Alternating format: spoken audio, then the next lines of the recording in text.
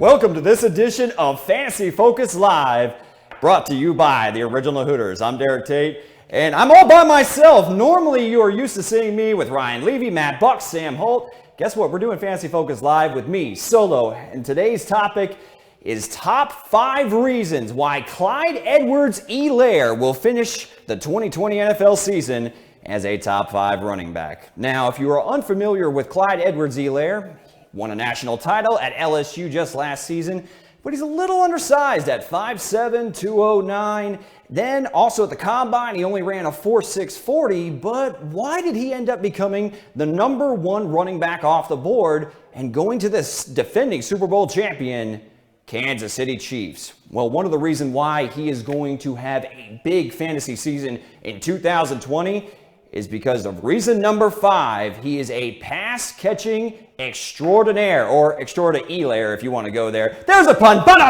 Anyway, 55 receptions in 2019 with the LSU Tigers.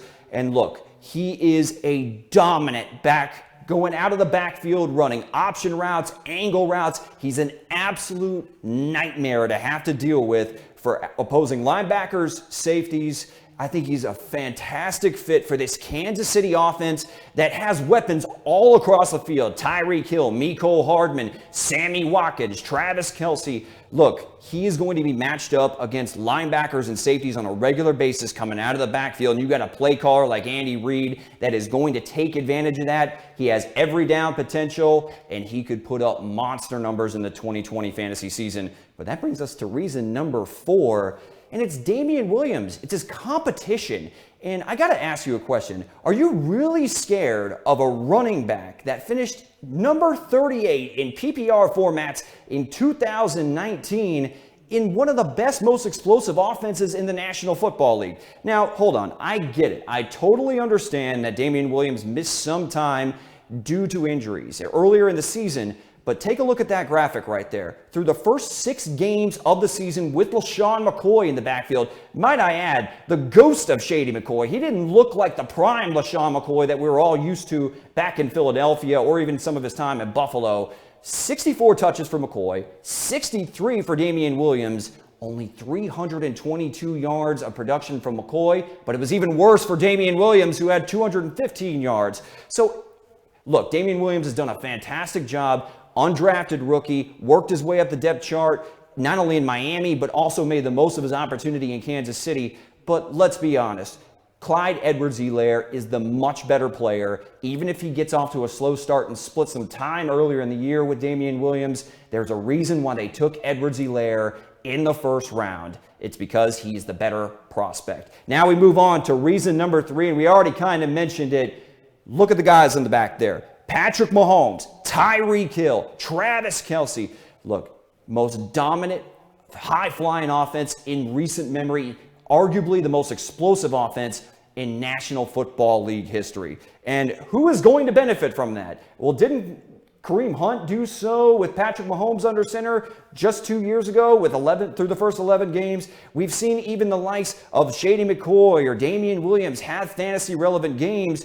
You benefit from the fact that you can't really put 8 in the box whatsoever. So Edwards-Helaire, who was so dominant facing off against 7-man fronts this past season at LSU, is going to be facing a very similar situation running into cupcake fronts because of Patrick Mahomes and the weapons that he has on the outside. 2 of the fastest deep threats on the edges with Tyreek Hill and Mecole Hardman, Sammy Watkins, Demarcus Robinson, and then, of course, Travis Kelce. I mean, just ask the Houston Texans about how much of a problem he was to deal with just last postseason. Now you're moving on to number 2, Andy Reid. Unfortunately, I didn't do a graphic for Andy Reid. I don't know if he could fit in there in the size. He's a little bit of a big boy, but I digress. I love Andy Reid. Sorry about that, my man. But his history with running backs and their fantasy breakout potential is legendary. I mean, just look since the turn of the millennium, since he took over as the head coach of the Philadelphia Eagles and then took over for the Kansas City Chiefs in 2012. I'm just going to go ahead and read off some of the stat line and PPR finishes for the guys on the graphic behind me.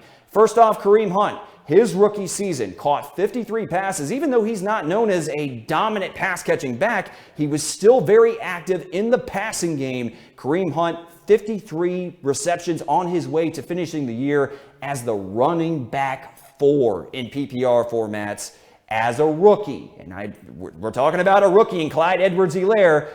I see there was a little bit of correlation, even though they're two different body types completely.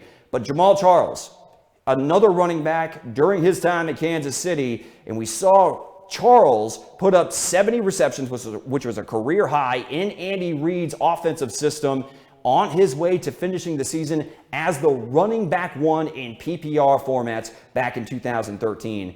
And then Brian Westbrook.